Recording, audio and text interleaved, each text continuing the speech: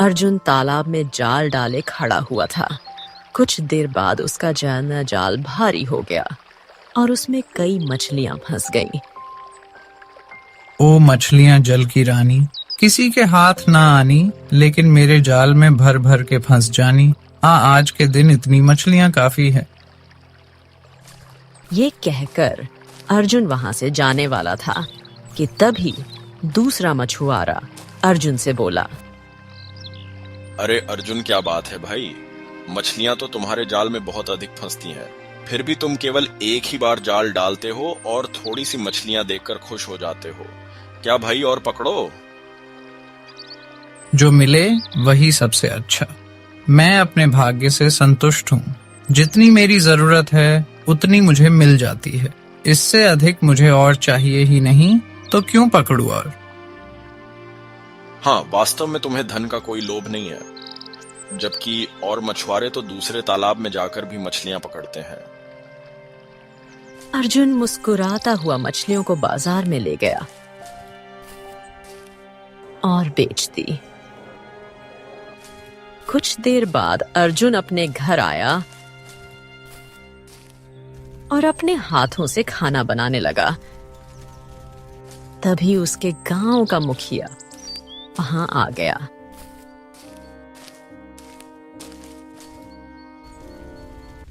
देखो अर्जुन, अब तुम जवान हो चुके हो। कब तक ऐसे ही अकेले रोटियां बनाते रहोगे? अब तुम्हें विवाह कर लेना चाहिए।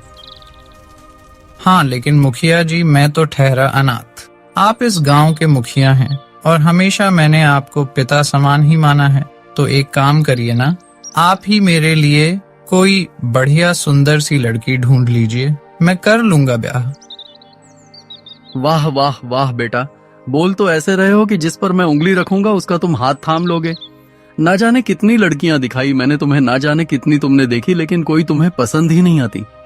तुम भले ही अपना जीवन बहुत सादगी भरा जीते हो, लेकिन मुझे बहुत अच्छे से लगता है कि तुम्हारी ख्वाहिश जरूर किसी राजकुमारी से विवाह करने की है। इतना कहकर मुखिया वहां से चला गया। अर्जुन लंबी सांस लेकर सोचने लगा। बात तो बिल्कुल सही कही आपने मुखिया जी। जीवन सादगी से जीता हूँ, लेकिन ख्वाहिश किसी राजकुमारी से विवाह के देखता हूँ। मैं एक राजा बनूं ताकि लोगों की भलाई कर सकूं और राजा बनकर भी पुण्य कमा सकूं।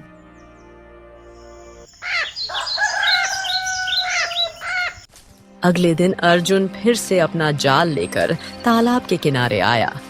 उसने जाल पानी में डाला ही था कि तभी उसकी नजर दूर झाड़ियों में पड़ी। अर्जुन ने देखा कि एक बड़ी सुंदर नीले रंग की चिड़िया जाल में फंसी हुई थी और अपने पंख फड़फड़ाते हुए निकलने का प्रयास कर रही थी। अरे क्या बात है, क्या बात है! यह चिड़िया तो बहुत ही सुंदर है। इस तरह की चिड़िया तो मैंने अपने जीवन में कभी ना देखी। अर्जुन का जासौक का जाल मछलियों से भर गया था। उसने तुरंत मछलियों को खींच लिया और दोबारा नजर नीली चिड़िया पर डाली। वो मासूमियत से अपने पंख फड़फड़ाकर जाल से निकलने का प्रयास कर रही थी। अर्जुन दौड़कर उसके नजदीक गया।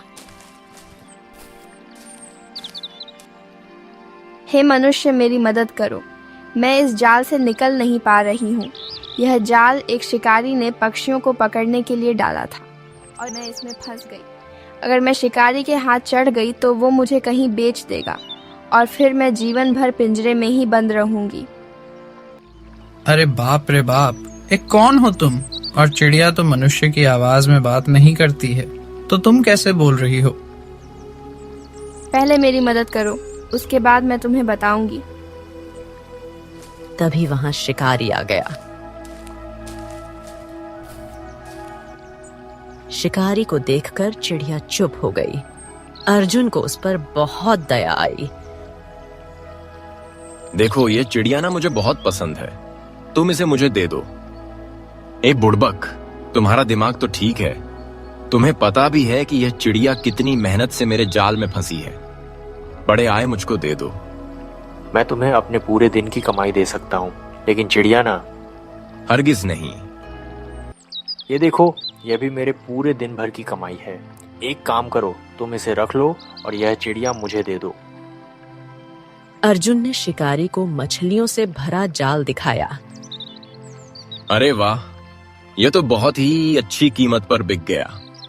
अगर मैं इस चिड़िया को बाजार में बेचता तो मुझे इतने अच्छे दाम मिलते ही नहीं।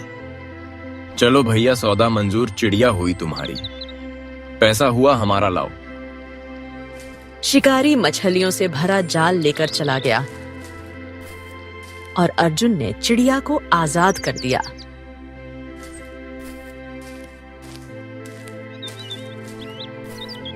अर्जुन चिड़िया को लेकर अपने घर आया। तुमने मुझे आज़ाद करने के लिए अपने पूरे दिन की कमाई उस शिकारी को दे दी। ओहो चिड़िया रानी, मुझे कोई फर्क नहीं पड़ता। अरे मैं एक मछुआरा हूँ, मेरा काम ही मछलियाँ पकड़ना है। कल दोबारा तालाब पर जाऊंगा और खूब सारी मछलियाँ पकड़ लाऊंगा। तुम तो बहुत अच्छे इंसान लगते हो। क्या तुम मुझसे दोस्ती करोगे? और क्या तुम अपने घर पर अकेले रहते हो? तुम्हारी पत्नी कहाँ है? यह सुनकर अर्जुन हंस पड़ा।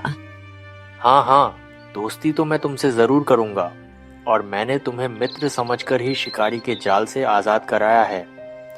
और रहा सवाल मेरे विवाह का, तो मेरा विवाह अभी नहीं हुआ है। मैं कुंवारा हूँ, कुंवारा।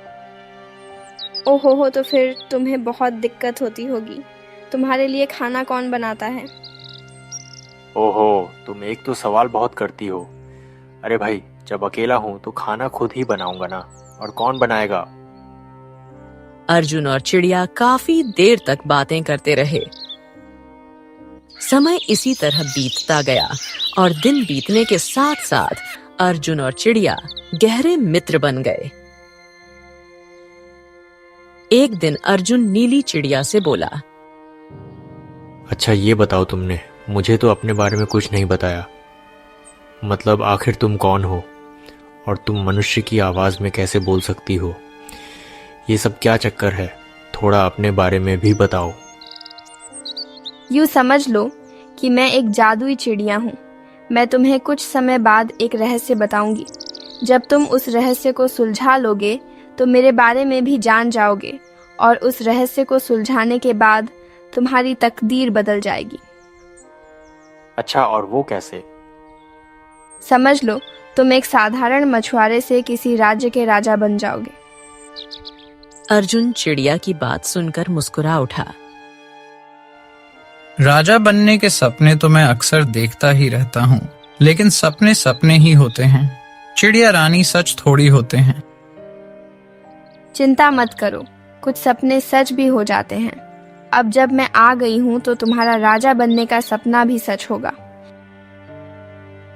इधर दूसरी ओर केशव नगर का राजा विक्रम अपने मंत्री के साथ दरबार में बैठा था। तभी वहां उसकी पुत्री राजकुमारी सौम्या आ गई। पिताजी, कुछ दिनों से मुझे बहुत विचित्र सपने दिखाई दे रहे हैं। कैसा सपना सौम्या? सपने में मैं अंधेरे में होती हूँ। तभी कोई बड़ा ही विचित्र तांत्रिक, जिसकी आंखें बिल्कुल लाल होती है, मेरे सपने में आता है और मुझसे कहता है कि वो मुझे उठाकर ले जाएगा। यह सुनकर राजा विक्रम चौंक गया और अपने मंत्री जगन्नाथ की ओर देखने लगा। महाराज राजकुमारी, सौम्या के लिए यह सपना बिल्कुल भी अच्छा नहीं है। आपको याद होगा महाराज, कुछ वर्ष पहले ऐसा ही सपना आपकी पत्नी यानी कि महारानी रुक्मणी जी को भी आया था। तब हमने उनके सपने को साधारण समझकर नजरअंदाज कर दिया था, लेकिन उसके बाद से अचानक से महारानी रुक्मणी गायब हो गई, और बाद में हमें पता चला कि उन्हें गायब करने वाला कोई और नहीं बल्कि हमारे ही महल में काम करने वाला एक नौकर था, जो कि तांत्रिक निकला। हमने उसे महल के कक्ष में काली सिद्धि करते हुए हाथों पकड़ा था, और उसने स्वीकार भी किया था कि महारानी को उसने ही गायब किया है, परंतु उसे बंदी बनाने से पहले ही वह रंग बिरंगे धुएं में बदलकर हमारी आंखों के सामने से गायब हो गया। हाँ, यह तो हम जानते हैं मंत्री जगन्नाथ, उसके बाद हमने उस तांत्रिक को बहुत ढूंढा, लेकिन तब से हमारी पत्नी रुक्मणी का भी कोई पता नहीं चला। अब हमें किसी की मदद लेनी होगी। लेकिन अब सौम्या की जान को भी खतरा है। जैसा कि वह बता रही हैं, उन्हें सपने आ रहे हैं। तभी वहां उड़ती हुई वही नीली चिड़िया आ गई जो अर्जुन की मित्र थी। समय बहुत कम है। राजकुमारी सौम्या को आप मेरे साथ भेज दीजिए। मैं एक ऐसे साधु को जानती हूँ जो जानता है कि जिस तांत्रिक ने आपकी पत्नी रुक्मणी को गायब किया था वो कहाँ रहता है। वही साधु हमारी मदद कर सकता है। यह सुनकर राजा विक्रम, मंत्री जगन्नाथ और राजकुमारी सौम्या चौंक गए। महाराज, यह तो मुझे कोई तांत्रिक की चाल लगती है। भला सोचिए, कोई चिड़िया भी मनुष्य की आवाज में बात कर सकती है क्या? मंत्री जगन्नाथ इतना कह ही रहा था कि तभी वहां धुआं फैलने लगा। तुमने समय गवा दिया।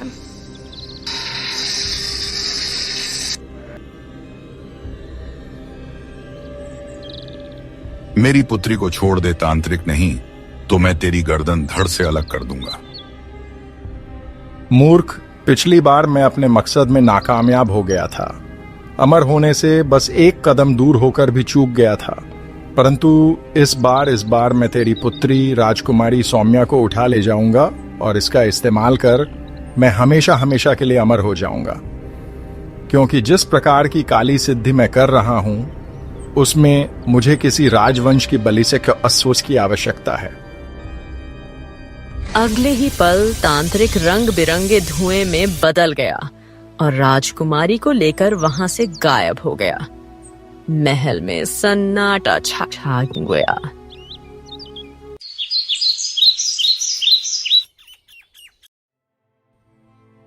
अर्जुन अपने घर पर बैठा था कि तभी नीली चिड़िया उड़ती हुई आ गई।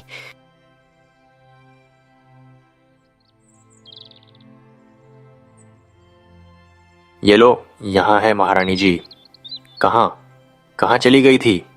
मुझे तो लगा कि अब फुर्र हो गई हो, अब वापस ही नहीं आओगी, क्योंकि इससे पहले तुम कभी मुझसे इस तरह से अलग नहीं हुई। कहाँ चली गई थी बताओ? वो मैं तुम्हें बाद में बताऊंगी। तुम्हें याद है ना, कुछ समय पहले मैंने तुमसे कहा था कि मैं तुम्हें अपने बारे में बताऊंगी कि मैं मनुष्य की आवाज़ में कैसे बोल सकती हूँ और मेरा क्या रहस्य है। और यह भी कहा था कि अगर तुम उस रहस्य को सुलझाने में कामयाब हो गए तो तुम्हारी तकदीर बदल सकती है। हाँ, मुझे याद है। तो फिर मेरी बात ध्यान से सुनो। हमारे राज्य के राजा विक्रम की पत्नी कुछ समय पहले गायब हो गई थी। उन्हें गायब करने वाला और कोई नहीं बल्कि उनके महल में काम करने वाला एक कर्मचारी था जो असल में तांत्रिक था। उसे अपनी सिद्धि के लिए राजवंश के किसी मनुष्य की बलि की आवश्यकता थी। वो रानी रुक्मणी को महल से उठाकर एक गुफा में ले गया। राजा विक्रम ने बहुत ढूंढा लेकिन उसे तारे तांत्रिक का कोई पता नहीं चला। लेकिन अभी कुछ देर पहले वही तांत्रिक राजा विक्रम की इकलौती पुत्री राजकुमारी सौम्या का अपहरण करके ले गया है। अब वो राजकुमारी को अपनी काली शक्ति के लिए इस्तेमाल करेगा और हमेशा के लिए अमर हो जाएगा। अगर ऐसा हो गया तो वो संसार में तबाही मचा देगा। यह सुनकर अर्जुन चौंक गया। ये तो बहुत बुरी खबर है, लेकिन इसमें मैं क्या कर सकता हूँ? तुम बहुत कुछ कर सकते हो। तुम राजकुमारी सौम्या को आजाद कर सकते हो। क्या बात कर रही हो? लेकिन मैं तो एक साधारण मछुआरा हूँ। तुम साधारण नहीं हो। तुमने अपने पूरे दिन की कमाई देकर मुझे आजाद कराया और अपने घर में अपने परिवार की तरह रखा। तुम्हारे मन में अच्छाई है और केवल वही मनुष्य उस तांत्रिक को हरा सकता है जिसके मन में सच्चाई हो। मैं जानती हूँ कि वह तांत्रिक एक गुप्त गुफा में रहता है, लेकिन उसका ठिकाना एक साधु जानता है और मैं जानती हूँ कि वो साधु कहाँ रहता है। यह सुनकर अर्जुन गहरी सोच में डूब गया।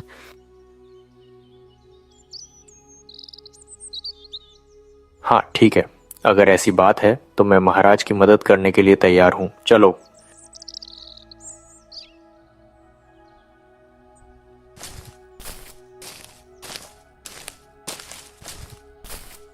नीली चिड़िया अर्जुन को घने जंगल में ले गई।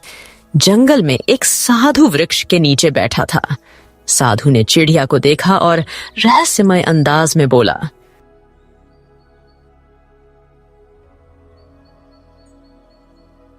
वो तो आखिरकार तुम उस मनुष्य को ढूंढ ही लाई। यह सुनकर अर्जुन चौंक गया। हे साधु महाराज, क्या आप इस नीली चिड़िया को पहले से जानते हैं? हाँ, कुछ समय पहले यह नीली चिड़िया एक तांत्रिक के चंगुल से आजाद होकर मेरे पास आई थी। तब मैंने ही कहा था कि उस तांत्रिक का अंत केवल वही मनुष्य कर सकता है जिसका मन सोने की तरह विशुद्ध से अनिशाया हो। यह सुनकर अर्जुन फिर चौंक गया और चिड़िया से बोला, ओह, लेकिन तुमने तो मुझे यह बताया ही नहीं कि तुम तांत्रिक की कैद में थी। इसका मतलब यह हुआ कि तुम तो उस गुफा को जानती होगी कि वो गुफा कहाँ है, कैसी है। लेकिन यह बताओ, फिर तुमने मुझसे यह क्यों कहा कि साधु महाराज गुफा के बारे में जानते हैं? ये क्या चक्कर है? साधु मुस्कुराया। इस सवाल का जवाब मैं देता हूं। देखो बच्चे, दरअसल वो तांत्रिक बहुत शक्तिशाली है। उसने अपनी गुफा के चारों ओर काले मंत्रों का एक घेरा बना रखा है। अगर कोई भी उसकी कैद से आजाद हो जाता है तो वह गुफा का पता भूल जाता है और चाहे जितना भी याद करने की कोशिश कर ले, याद नहीं कर पाता। नीली चिड़िया भी उसकी कैद में थी और जब वह आजाद हुई और मेरे पास आ गई, सब कुछ भूल गई। बस नीली चिड़िया को कुछ भी याद नहीं कि वह गुप्त गुफा कहाँ है। परंतु मैं तुम्हें उस गुफा तक पहुंचने का रास्ता बता सकता हूँ। यहाँ से कुछ दूर एक तालाब है। उस तालाब के किनारे एक बूढ़ी औरत बैठी रहती है। वह तुम्हारी परीक्षा लेगी। अगर तुम उसकी परीक्षा पार कर गए तो तुम तांत्रिक की गुप्त गुफा तक पहुंच जाओगे। वहीं तुम्हें उसका अंत करना होगा। साधु महाराज, एक तरफ तो आप कह रहे हैं कि वह तांत्रिक बहुत ही शक्तिशाली है, तो यह बताइए भला मैं उसका अंत कैसे कर सकता हूँ? मैं उसका रहस्य बहुत अच्छे से जानता हूँ। उसने अपनी उंगली में एक विचित्र रंग की अंगूठी पहन रखी है जिसमें एक दुर्लभ पत्थर जड़ा है। उसी दुर्लभ पत्थर में उसकी सारी शक्तियां, यहां तक कि उसके प्राण भी बंधे हैं। तुम्हें बस किसी भी तरह से वह पत्थर तोड़ देना होगा और ऐसा करते ही वो शक्तिहीन हो जाएगा और राख बनकर समाप्त हो जाएगा। ओ ठीक है, चलो, और मैं भी तुम्हारे साथ चलूंगी। इतना कहकर नीली चिड़िया अर्जुन के कंधे पर बैठ गई। अर्जुन ने साधु का आशीर्वाद लिया और घने जंगल की ओर चल पड़ा। अर्जुन कुछ दूर चला ही था कि उसे एक शांत तालाब दिखाई दिया। तालाब के किनारे सचमुच एक बूढ़ी औरत बैठी थी। उसके बाल सफेद थे और चेहरा झुर्रियों से भरा हुआ था। अर्जुन धीरे धीरे उसके पास पहुंचा। प्रणाम माता। बूढ़ी औरत ने सिर उठाकर अर्जुन को देखा और बोली,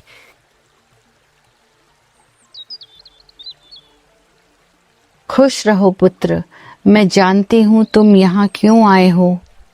यह सुनकर अर्जुन चौंक गया। माता, आपको कैसे पता? मुझे सब पता है। तुम उस तांत्रिक की गुफा का रास्ता जानना चाहते हो, लेकिन वहां तक पहुंचने से पहले तुम्हें मेरी परीक्षा देनी होगी। अर्जुन ने बिना डरे कहा। मैं तैयार हूँ माता, आप जो कहेंगी वही करूंगा। बूढ़ी औरत मुस्कुराई।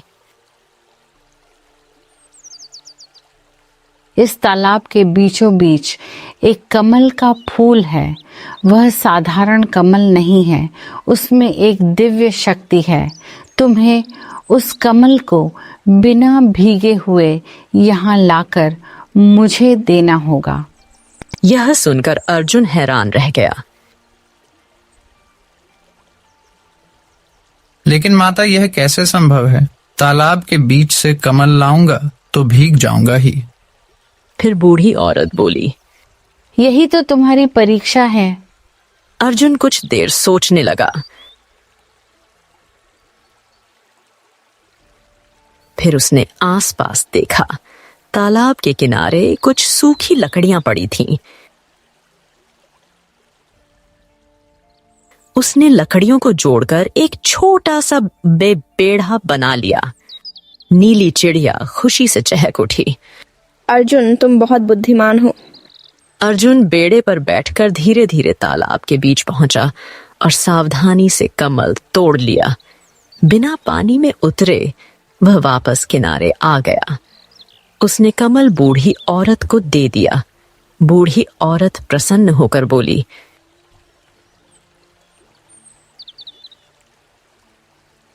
पुत्र, तुमने परीक्षा पार कर ली। तुम्हारा मन सच में शुद्ध है। अब मैं तुम्हें तांत्रिक की गुफा तक पहुंचने का मार्ग बताती हूँ। इस जंगल के उत्तर दिशा में एक पहाड़ी है। उस पहाड़ी के पीछे एक झरना बहता है। उसी झरने के पीछे तांत्रिक की गुप्त गुफा है। सावधान रहना, वहाँ अनेक मायावी जाल बिछे हुए हैं। अर्जुन ने हाथ जोड़कर कहा, धन्यवाद माता। इतना कहकर अर्जुन और नीली चिड़िया पहाड़ी की ओर चल पड़े। अर्जुन और नीली चिड़िया पहाड़ी की ओर बढ़ते गए। रास्ता कठिन था और चारों ओर घना अंधेरा छाया हुआ था। चलते चलते अचानक तेज आंधी चलने लगी। पेड़ जोर जोर से हिलने लगे। अर्जुन ने घबरा कर कहा, ये कैसी आंधी है? नीली चिड़िया बोली, सावधान अर्जुन, यह तांत्रिक की माया है। वह नहीं चाहता कि तुम उसकी गुफा तक पहुंचो। अर्जुन ने हिम्मत नहीं हारी और आगे बढ़ता रहा। कुछ ही देर में वे झरने के पास पहुंच गए। झरने का पानी बहुत तेज बह रहा था। नीली चिड़िया ने इशारा किया। देखो अर्जुन, इसी झरने के पीछे वह गुफा है। अर्जुन ने साहस जुटाया और झरने के तेज बहते पानी के बीच से रास्ता बनाते हुए अंदर प्रवेश किया। गुफा के अंदर चारों ओर अंधेरा था और अजीब सी पबजी आवाजें गूंज रही थीं। अचानक तांत्रिक की आवाज गूंजी, हा, तो आखिर तुम यहां तक पहुंच ही गए। अर्जुन ने देखा कि सामने काले वस्त्र पहने तांत्रिक खड़ा था और उसके पास राजकुमारी सौम्या बेहोश पड़ी थी। अर्जुन ने क्रोध में कहा, दुष्ट तांत्रिक राजकुमारी को तुरंत छोड़ दो। तांत्रिक हंसते हुए बोला, मूर्ख मनुष्य, अब बहुत देर हो चुकी है। मेरी शक्ति पूर्ण होने वाली है। यह कहकर तांत्रिक ने अपनी उंगली में पहनी अंगूठी को उठाया। उसमें जरा पत्थर चमकने लगा। अर्जुन को साधु की बात याद आई। तुम्हें बस किसी भी तरह से वह पत्थर तोड़ देना होगा। अर्जुन ने मौका देखकर एक बड़ा पत्थर उठाया और पूरी ताकत से तांत्रिक की अंगूठी पर दे मारा। अंगूठी का दुर्लभ पत्थर टूट गया। तांत्रिक जोर से चीखा, नहीं, यह असंभव है। कुछ ही क्षणों में उसकी सारी शक्तियां समाप्त हो गईं और वह राख बनकर वहीं गिर पड़ा। राजकुमारी को होश आ गया। आप कौन हैं? आपने मुझे बचाया। अर्जुन ने विनम्रता से कहा, मैं एक साधारण मछुआरा हूँ। नीली चिड़िया मुस्कुराई, अब तुम साधारण नहीं रहे अर्जुन, तुमने अपने साहस और सच्चाई से एक बड़े संकट का। कुछ समय बाद राजा विक्रम को सारी बात पता चली। उन्होंने अर्जुन को सम्मानित किया और अपनी पुत्री का विवाह उसके साथ कर दिया। इस प्रकार अर्जुन की तकदीर सच में बदल गई। कहानी हमें सिखाती है कि सच्चाई और साहस से बड़ी बुराई को भी हराया जा सकता है।